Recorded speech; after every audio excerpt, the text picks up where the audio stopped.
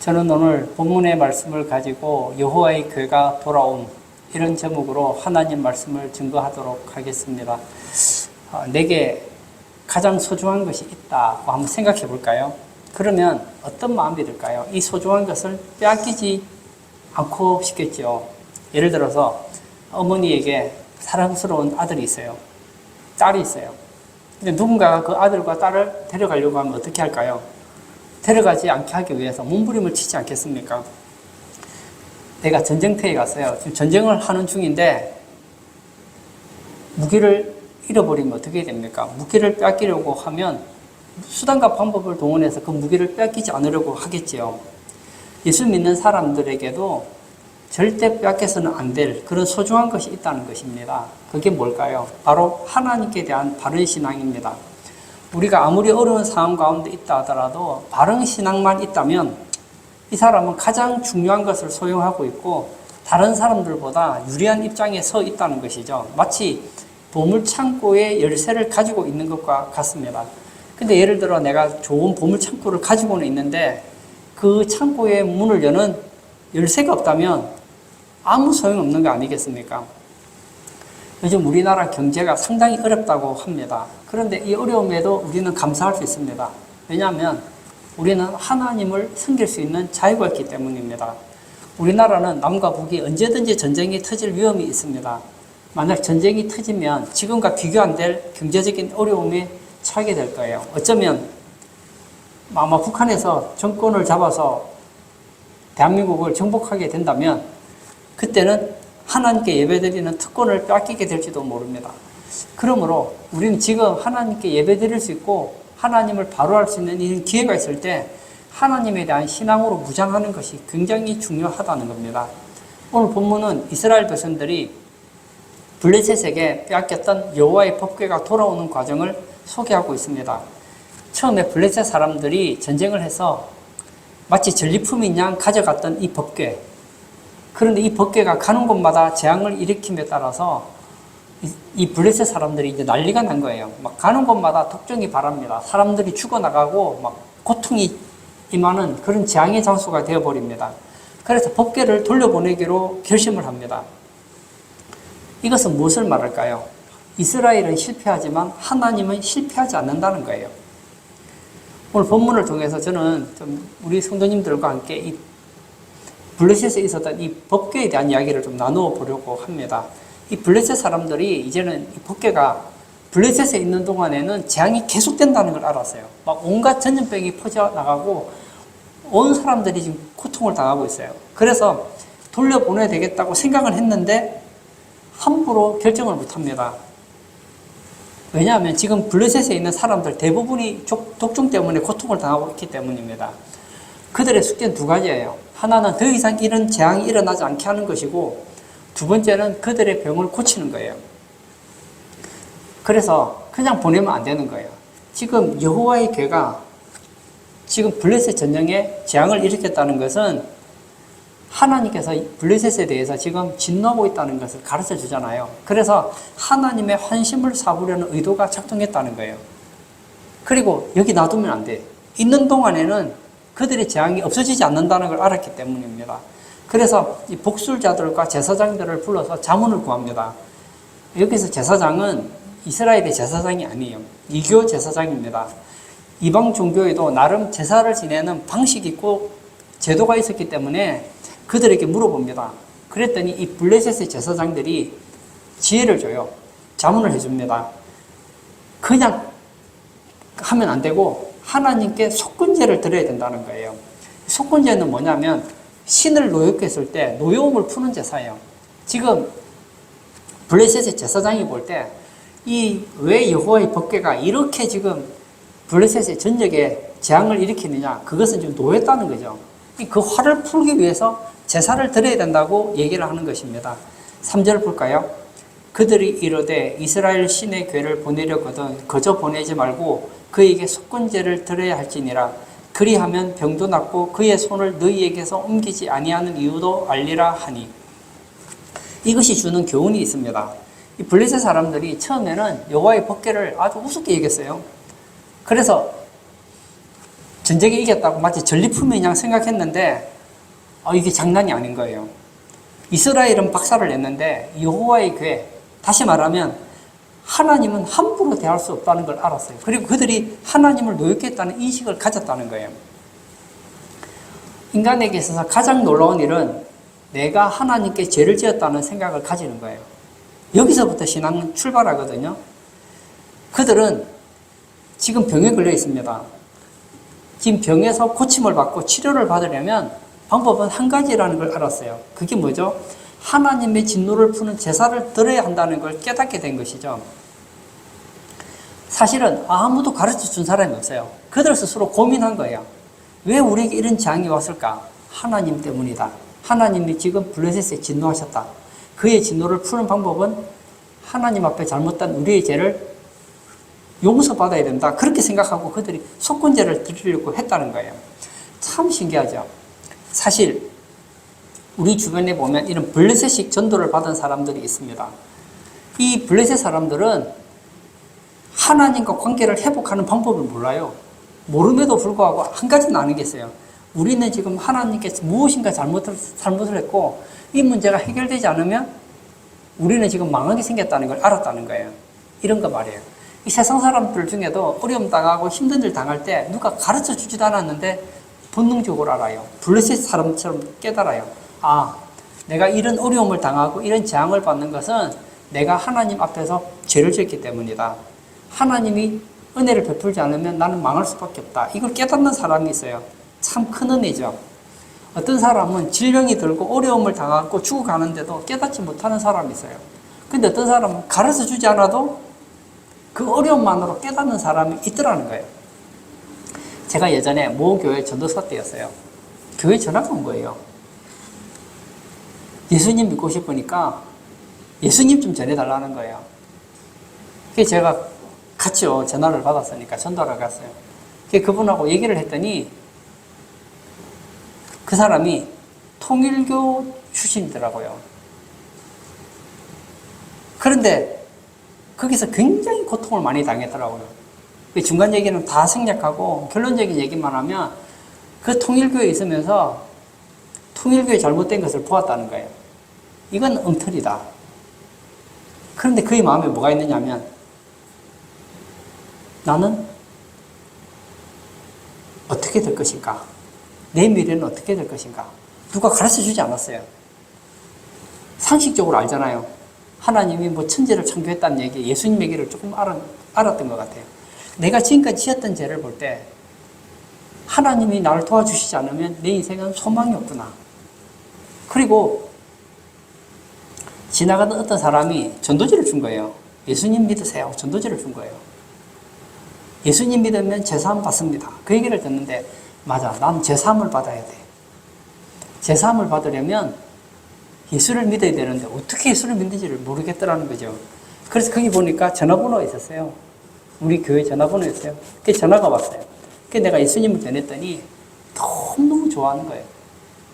그리고 예수님을 믿었어요. 그리고는 지금 통일교 그 사람들이 자기를 잡으러 오기 때문에 지금 도망을 가야 된다는 거예요. 도망은 가지만 자기가 예수님 믿는 신앙은 버리지 않겠다고 했습니다. 너무 좋죠.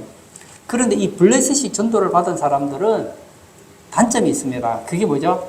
블레셋 사람들이 믿는 방식으로 예수님을 믿기 쉽다는 거예요. 블레셋 제사장들은 한 가지를 알았어요.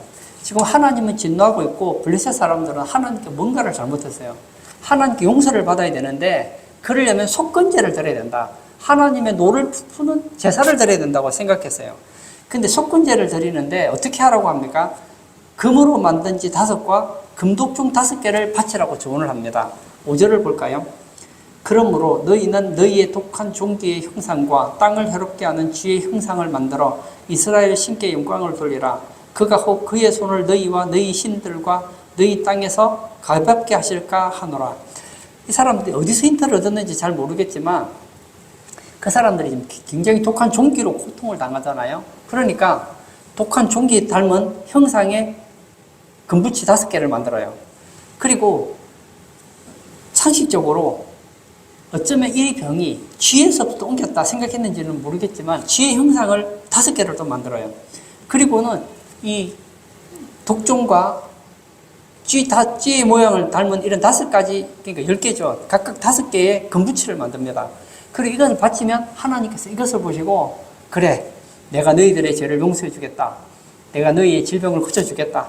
그렇게 생각했다는 거예요.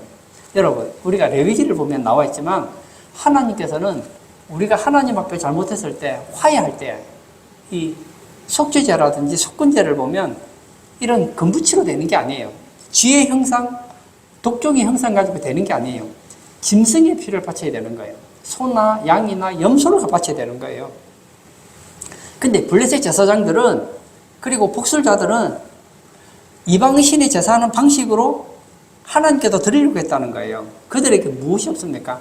피 흘림이 없으면 사함이 없다는 속죄사상이 없었다는 거예요. 그들은 하나님에게 무엇인가 자기들이 분노하겠다는 걸 알았어요. 하나님이 진노를 샀다는 걸 알고 하나님의 진노에서 자유하기를 원했어요. 그리고 그들이 내린 결론이 뭐죠? 쥐와 독종의 형상을 닮은 금부치 10개를 바치면 된다고 생각했다는 거예요. 여기에 문제가 있습니다. 하나님에 대한 진리가 없으니까 자기 생각대로 하는 거예요. 자기 생각대로. 여러분, 우리 주변에도 보면 아주 똑똑한 사람들이 많아요. 지혜로운 사람들이 많아요. 그 사람들은 생각하죠. 나는 인생을 살면서 이런저런 많은 잘못을 지었지. 만약 하나님이 계신다면 이런 나의 죄를 보고 심판하시겠지. 그러려면 나는 망할 수밖에 없겠지. 만약 지옥이 있다면 나는 지옥 갈 수밖에 없겠지. 그러려면 하나님께로부터 죄 용서를 받아야 되는데 어떻게 하면 될까? 그리고 나서 여기까지는 똑같아요. 블레셋 사람식의 용서를 받고자 하는 마음은 똑같아요. 근데 블레셋 사람은 어떻게 합니까? 용서받기 위해서, 신의 노를 풀기 위해서 독종과 쥐새끼 모양의 닮은 금부치를 만들어서 바치잖아요. 어떤 사람은 생각하죠. 아, 그러기 위해서 나는 구제를 많이 해야 되겠다. 원리는 같은데 방법이 잘못된 거예요. 어떤 사람은 생각하죠. 아, 내가 그동안 잘못 살았으니까 참선을 해야 되겠다. 의도는 좋아요. 근데 뭔가가 잘못됐다는 거예요. 그뿐만이 아닙니다. 신앙생활에도 그래요. 예를 들어서 저는 불교신자는 아니지만 이 불교신자들을 보면 염주를 가지고 이렇게 돌리면서 나무아미타불 관세음보살 막 주문을 외우잖아요. 그 교회에서 기도를 가르쳐주면 마치 기도를 주문처럼 외우는 분이 있어요. 저 주문을 외우기만 하면 하나님이 도와주실 거야. 그리고 어떤 사람은 죽은 사람 앞에 제사 드리는 것에 익숙하다 보니까 예배를 드릴 때도 어떻게 합니까? 죽은 사람을 위한 음식을 차려놓고 예배를 드리는 경우가 있다는 것이죠. 여러분, 분명히 제가 말하는데 쥐나 어떤 병의 모양을 담은 이 금을 가지고는 하나님의 진노를 풀 수 없다는 거예요. 지금 등장불을 켜고 살아가는 사람들에게는 이 전기라는 것이 얼마나 복인지 잘 모를 거예요. 등불을 켜고 살던 사람이 전기불에 도움을 받으면 세상이 달라 보이잖아요. 그러나 이 좋은 전기가 잘못되면 끔찍한 비극도 나올 수 있다는 걸 알아야 된다는 거예요. 오늘 본문에서 우리는 블레셋 사람들이 하나님과 관계를 회복하려고 하는 모습을 우리는 보았어요. 그러나 동기는 좋지만 그들은 하나님에 대한 지식이 없었기 때문에 잘못된 방식으로 속건제를 드리려고 했던 것을 보게 됩니다. 그리고 그럼에도 불구하고 그들의 마음속에 한 가지 의심이 들었어요. 과연 우리가 지금 이런 독종으로 고난한 고통당하고 죽는 것이 하나님이 진짜 진노를 하셨는지 안 했는지 의심이 드는 거예요. 독종이 법궤가 왔을 때 독종이 생긴 것인지 아니면 하나님께서 진짜 재앙을 내려서 독종이 생긴 것인지 여기에 대해서 알 수가 없는 거예요. 그냥 자기들이 추측하건대는 하나님이 진노하신 것 같은데 아닐 수도 있잖아요. 그래서 이것이 재앙인지 우연인지를 알아보기 위해서 한 가지 방법을 사용합니다. 어떻게 하죠? 새끼가 있는 젖나는 암소들을 끌어다가 수레를 끌게 합니다. 이 암소는 수레를 끌어본 적이 없어요. 그리고 이 암소는 새끼가 지금 젖을 먹어야 되는데 젖을 먹이지 않고 따로 두고 있어요. 그리고는 이 수레를 끌고 이스라엘로 가게 합니다. 근데 정상적인 암소라면 어떻게 할까요? 자기 새끼가 지금 뒤에 있어요. 그러면 가기 싫을 거 아닙니까? 그러면 버틸 거 아니에요. 그러면 이건 뭐라고요? 이건 우연이다. 이건 여호와로 말미암은 재앙이 아니고 법궤가 왔는데 그때 우연이 되었다는 것이죠. 그런데 만약 젖소가 자기 새끼가 있음에도 불구하고 처음으로 수레를 메어보는데 이 소가 좌로나 우로나 치우치지 않고 이스라엘로 간다면 이건 하나님이 내린 재앙이라 그렇게 믿기로 결심했다는 것이죠. 이것이 바로 신앙 없는 사람들이 하는 일입니다. 한편으로는 하나님을 믿는 사람들 중에도 이런 사람들이 많아요. 우리가 기도하잖아요. 하나님 좀 도와주세요. 기도했어요. 그리고 응답이 일어났어요. 그러면 우리는 두 가지를 생각할 수 있겠죠. 하나는 하나님이 도와주셨다. 두 번째, 블레셋 사람처럼 하나님이 도와주신 게 아니에요. 마침 그 문제가 해결될 때 내가 기도를 했다. 하나님이 도와준 건 아니에요. 그냥 내가 기도할 때 그 문제가 해결된 거예요. 그렇게 생각할 수 있다는 거예요. 제가 예전에 한 청년부를 맡을 때였어요. 그 청년이 제게 그런 질문을 하는 거예요. 하나님이 자기 인생에 좀 기적을 일으켜 주셨으면 좋겠다는 거예요. 그러면 자기가 하나님을 확실히 믿겠다는 거예요. 그때 제가 그런 얘기를 했어요. 지금 문제가 뭐냐고 했더니 자기가 이제 소화불량이 있어서 소화가 잘 안 된대요. 그럼 만약에 기도를 해서 소화불량이 나았어요. 그러면 그게 하나님이 고쳐준 건지 소화불량 약을 먹고 있던 중에 나은 것인지 어떻게 합니까? 그리고 자기가 그러는 거예요. 자기가 지금 직장이 없으니까 취직이 되면 하나님의 뜻으로 믿겠다는 거예요. 그래서 제가 얘기했죠. 기도했는데 취직이 됐어요. 그럼 이게 기도해서 된 것인지 아니면 취직이 되려고 할 그때 기도를 해서 된 것인지 어떻게 알겠느냐. 듣고 보니까 그렇다는 거예요. 그러므로 여러분 우리가 하나님을 믿지 않으려고 하는 속성이 우리 안에 있어요. 그리고 할 수만 있거든 내가 받은 그 응답이 하나님께로 오지 않은 것을 믿고 싶어하는 본능이 있다는 거예요. 그래서 하나님을 믿는다고 하지만 조그마한 가능성이 있으면 금방 의심의 자리로 돌아가는 것이 인간의 모습이라는 거예요. 오늘 블레셋 사람처럼 말이에요.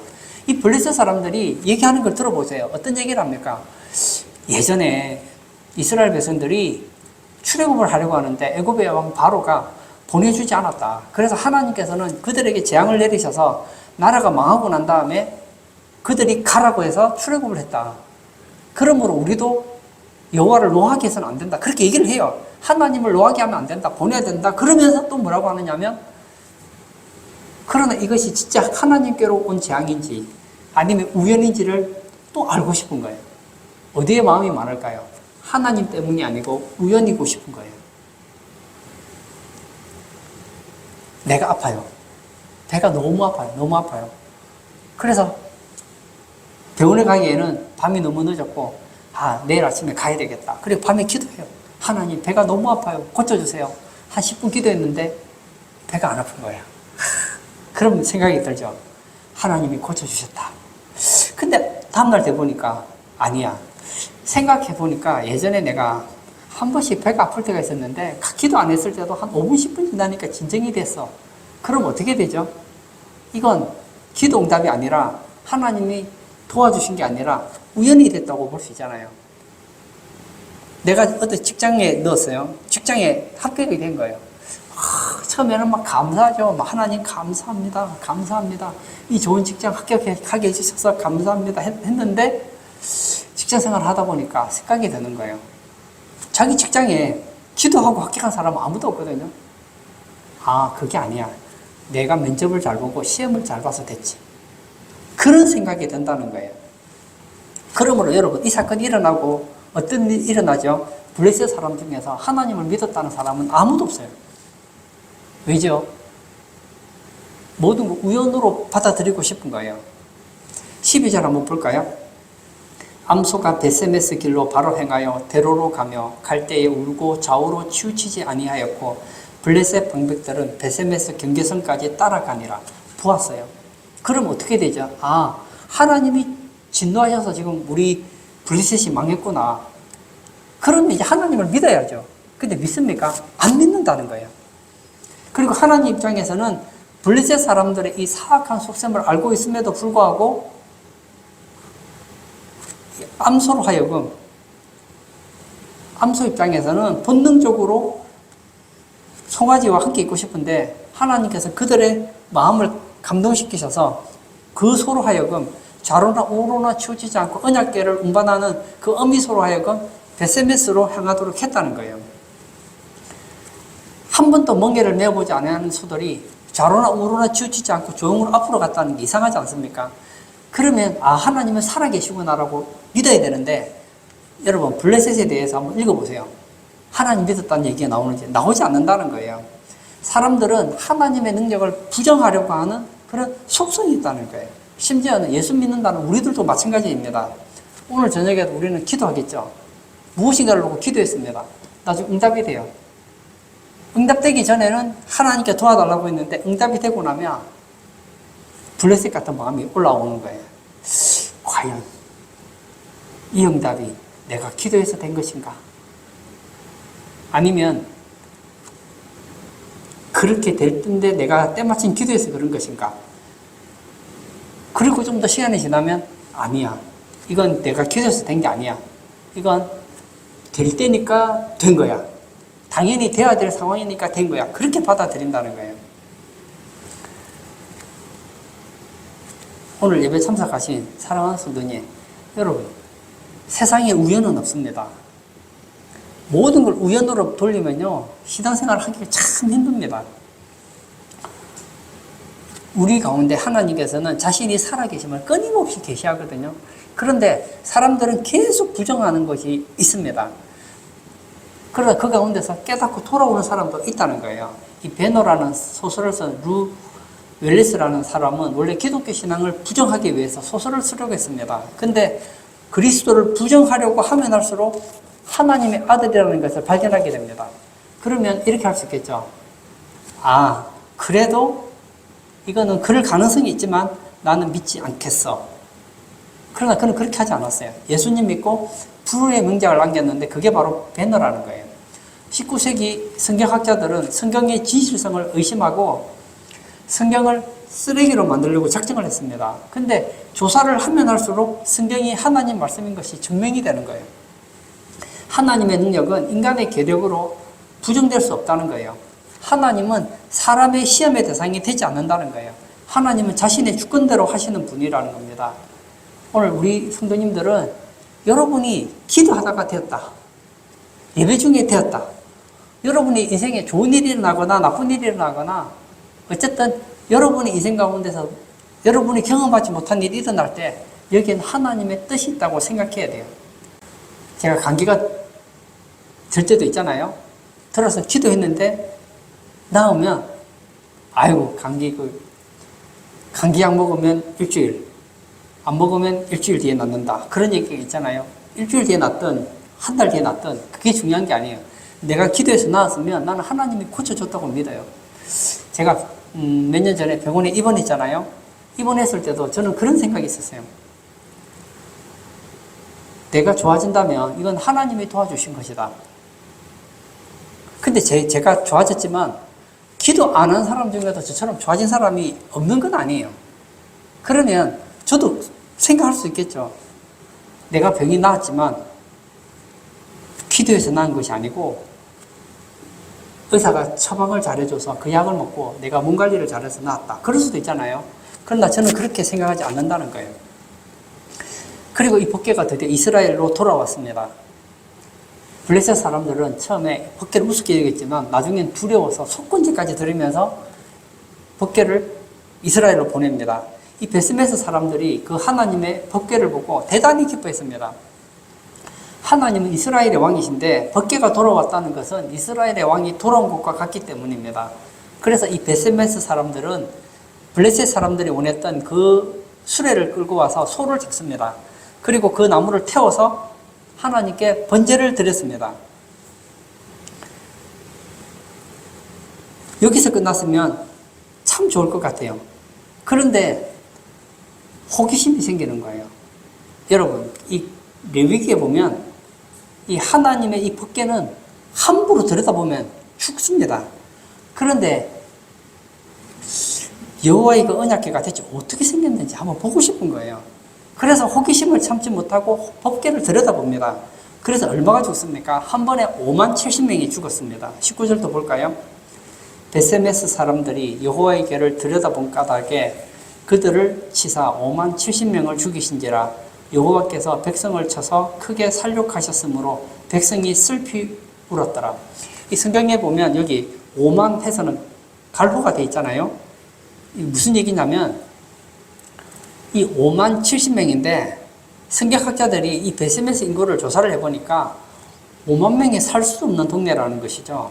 그래서 5만이 아니고 70명. 근데 5만이라는 그런 번역본도 있으니까 5만은 갈로를 친 거예요.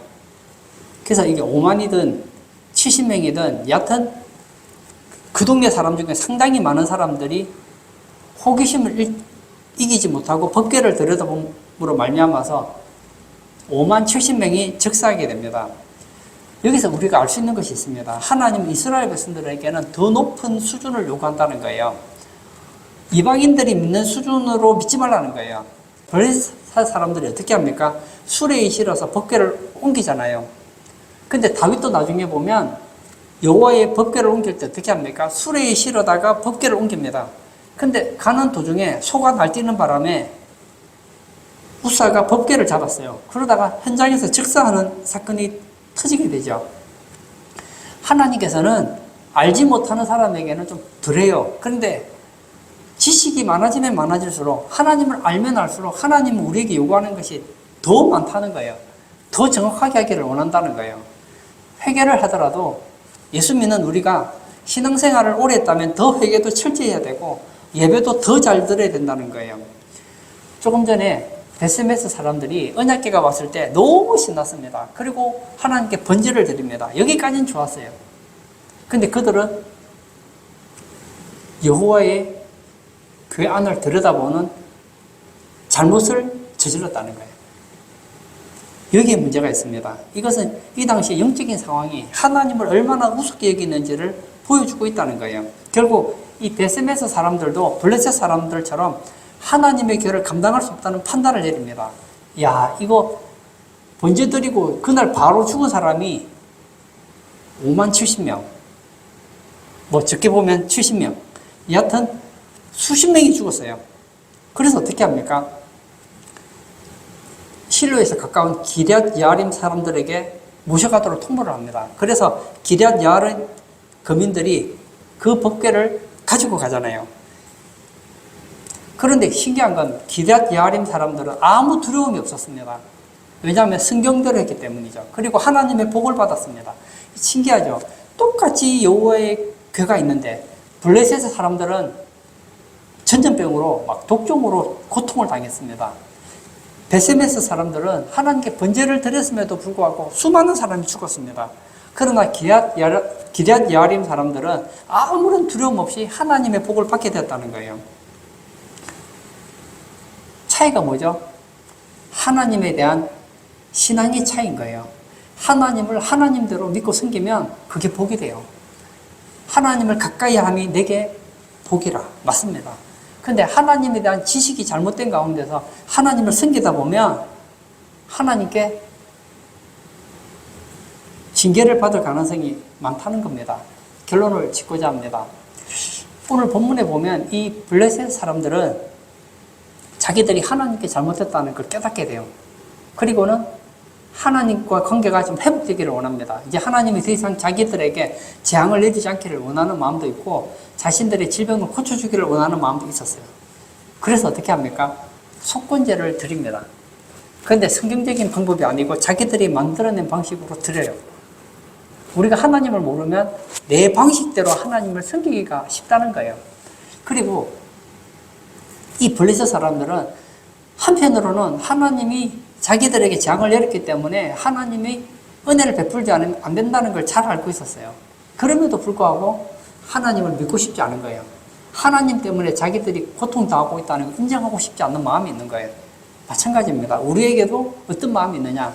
한편으로는 하나님과 좋은 관계를 맺고 싶고 하나님의 은혜로 잘 되고 싶은 마음이 있음에도 불구하고 막상 잘 되면 하나님 때문이라고 생각하기보다는 내가 잘나서 우연히 그런 일이 되는 것처럼 하나님과 상관없는 일로 치부하기 쉽다는 거예요. 그리고 하나님을 섬긴다 하더라도 하나님 방식대로 섬겼던 이 기럇 야림 사람들에게는 복이 되었지만 하나님을 잘 알지 못하고 섬겼던 베세메스 사람들에게는 이것이 화가 되었던 것을 보게 된다는 거예요. 우리는 하나님을 알더라도 하나님을 바로 알고 바로 믿고 바로 섬김으로 인하여서 기럇 야림처럼 우리의 삶이 날마다 복된 삶이 되시기를 축복합니다. 이 시간 한번 같이 기도하기를 원합니다. 저는 오늘 본문에서 한 가지를 좀 얘기하고 싶어요. 우리는 하나님을 믿습니다. 그러나 정작 하나님이 도와주시면 하나님으로 인한 은혜라고 생각을 잘 안 하는 경우가 많아요. 어려움이 있을 때는 하나님이 도와주셔야 된다고 말을 하지만 정작 도와주면 이것을 일반화시켜요. 내가 노력을 더했기 때문에, 내가 잘했기 때문에, 주변 사람이 도왔기 때문에 내게 이런 좋은 일이 생겼다고 믿는 경우가 많다는 거예요. 이 시간 기도할 때 하나님, 내 인생에 조금만이라도 좋은 일이 생긴다면, 내가 생각하지 못한 일이 일어난다면 그것은 내가 잘나서도 아니고 주변 사람 때문이 아니라 하나님의 뜻이고 하나님의 은혜라는 것을 알고 모든 영광을 하나님께 돌리는 우리 성도 되게 해달라고 기도하시고 자유롭게 개인 기도하도록 하겠습니다.